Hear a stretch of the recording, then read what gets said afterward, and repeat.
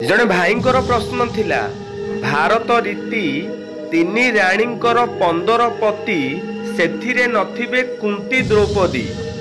एते बड़ प्रश्नर उत्तर संक्षेप रे कहिबा पई चेष्टा करूची।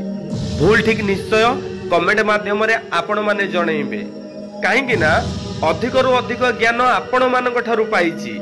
जेउ प्रश्न आसिले भी संक्षेप रे समाधान करिबा पई मु प्रस्तुत अछि।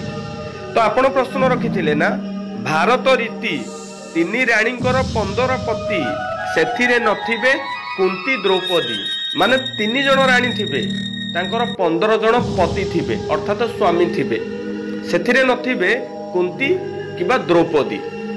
भाई आपण माने महाभारत पढ़िथिबे।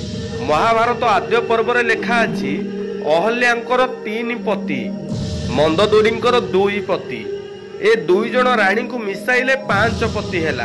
विप्लान ऋषिंक पत्नी पद्म केशरी तांकर थिला 10 पति। पद्म केशरी 10 जण को विवाह करिथिले।